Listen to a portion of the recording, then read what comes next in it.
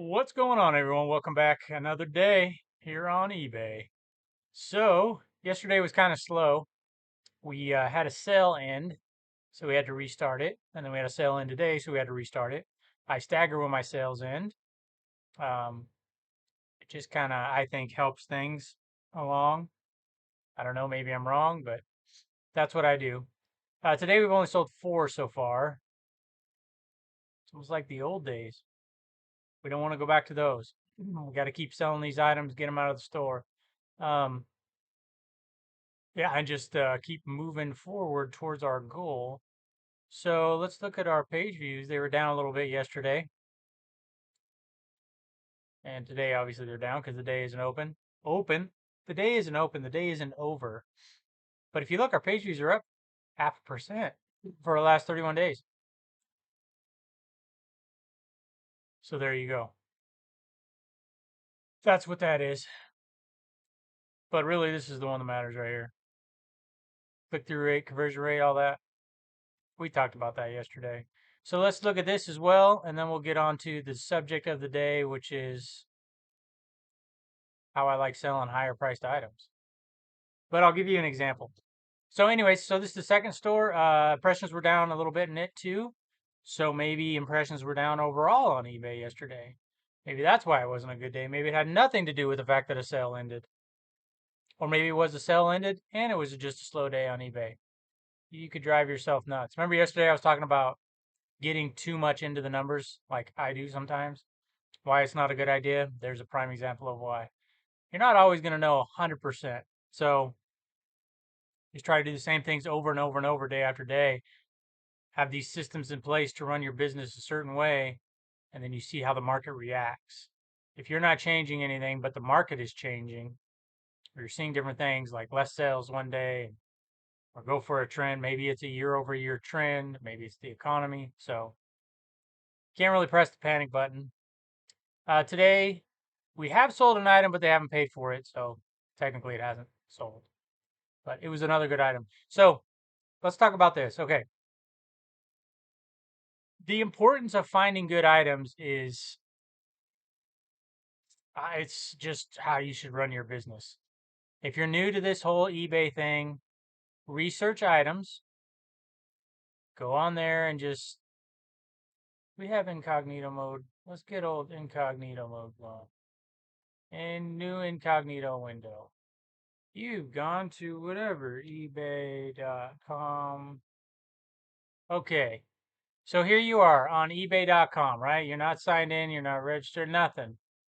You're just looking at eBay.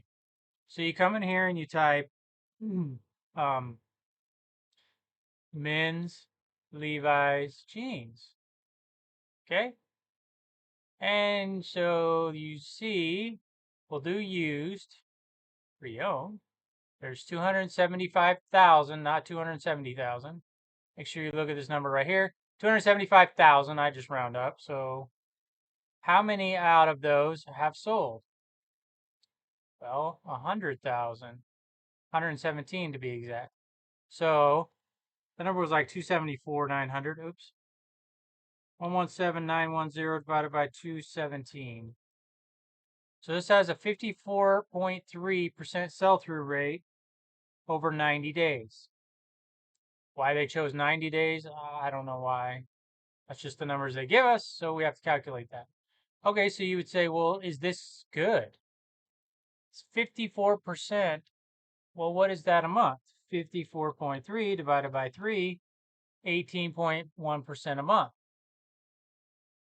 It's okay in my book.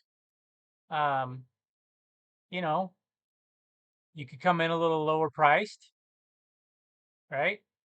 So then you come over here to this side and look at the different inseam sizes. So 30-inch inseam is the most popular, followed closely by 32 and 34. So your odd numbered sizes are not good. Obviously 28-inch, right?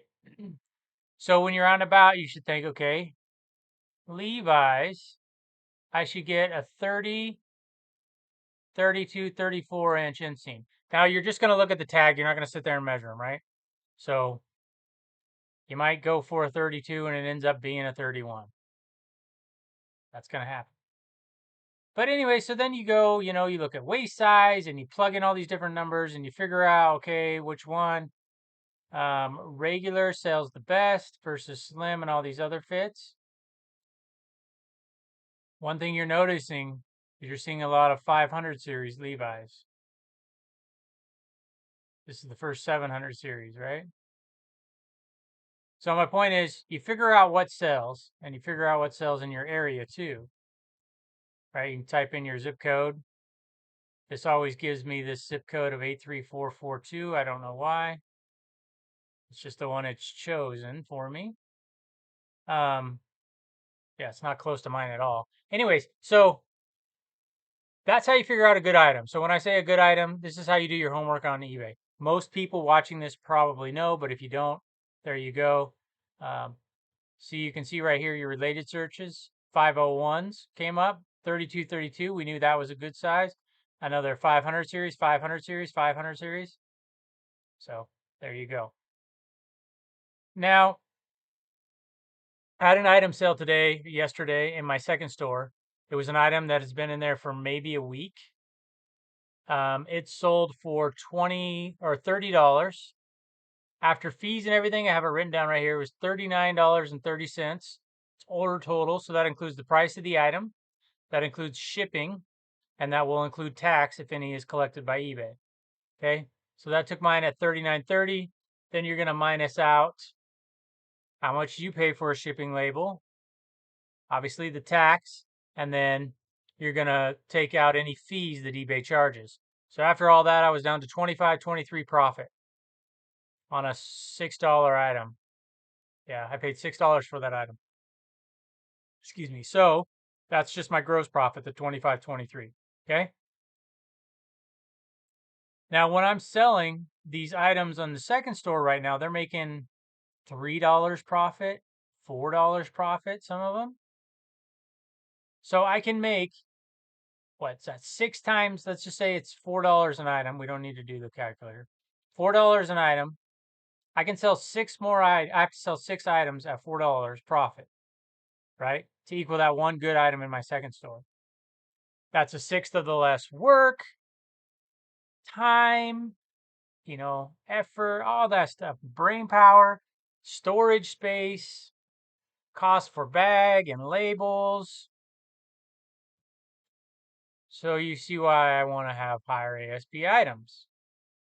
It's not rocket science. I'm sure that most of you agree that you want higher priced items, but that's a real life example of what's going on. Why I wanted to get away from these typical brands and items that have a slow sell-through rate and get to the ones that have a higher sell-through rate for more money. Because, well, let's just look. We were selling what? Let's pick a day. What store are we in? Second store. 25. Okay. Oops. Where's my calculator? So I already know the answer, but I just want to show this to you guys if I can do this right. So I sold 25 items. Let's say I made $4 profit. I made $100. Now, if you sell 25 items at $25 profit, you make $625. So you can see how it really grows quickly by selling these higher priced items. Now, not every item in my second store is going to have $25 profit, but it's going to be around 15 or higher. That's what we're shooting for, 15 or higher. So that means, a list price around $20, maybe a little higher.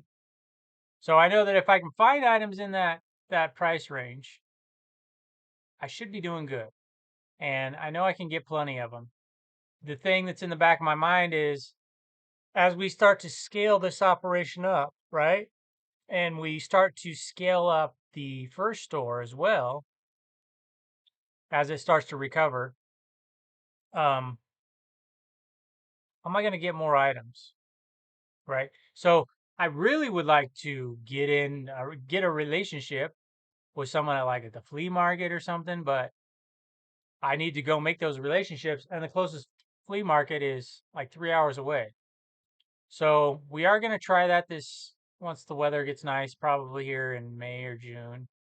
Um, we'll make a trip down there and, you know, just somewhere where I can get the same quality items, but on a larger scale, right? Because I know it's out there. I know it's possible. It's not impossible to get thousands of items a month, right? We all know it can be done. So as these stores grow, when we want to list, I don't know, 20 items a day, that's what, 1,200 items between the two stores I'll need a month. So to get 1,200 items at the thrift store, that's 40 items a day. I don't, I don't know that I could pull that off here. It would take a long time sourcing. I would probably have to go to another city and that'd be some long days. So, yeah. But the other thing too is, I mean, all right, so even at $25, let's just say you sold 10 items a day at $25. That's 7,500 a month. And then so that's what, 300 items a month. My average cost of goods is about 600, so that's minus 1,800 for the cost of goods. So that's, you figure some of that money, another $700 is going to the store for expenses. So that's 60 grand a year you could make just by doing 10 a day. 10 a day, you could probably work. I'm thinking of times. 40 minutes, I could do all those listings. I can do 10 a day in about 40 minutes. We'll just say an hour. And then shipping, I mean, not even a half an hour. Sourcing. So let's just say you could probably work 3 hours a day. So that'd be 15 hours a week. That makes 60 grand a year. So with that in mind, let's say you worked, what did I say, 15 hours? So you could double that and you could be making 120,000 a year. That's pretty crazy. That's not even working 40 hours a week, making six figures. That's why this business is incredible. It can be very incredible. It can also be incredibly frustrating when you don't know what you're doing, like me, and you make the mistakes. But yeah, we're definitely learning. So let's look at something else. We had 60,000 organic impressions. Well, let's look at yesterday. We had 56,000 organic impressions. Here we had 11,600. So far less. But, excuse me, that's like a fifth of the organic impressions. And our store is 4,000 items less. So what I'm saying is we're getting better traffic in the second store because we have better items. So I don't know. That's just a look into my life today. For hey, that's what you like to see, right? Good brand. So, anyways, let's hope we sell that item with a good offer, and we just keep this eBay party going. Got to get more sales in the second store. Um, I did a bunch of drafts today. Well, not a bunch. I did 10. So that's 2.5 more days in the second store. So it's got to keep going. All right, sound good? And if you have any questions on, like sell through rate and stuff, just leave me a comment and I'll talk about it more. Sound good? All right. Thanks everyone. We'll see you next time. Take care.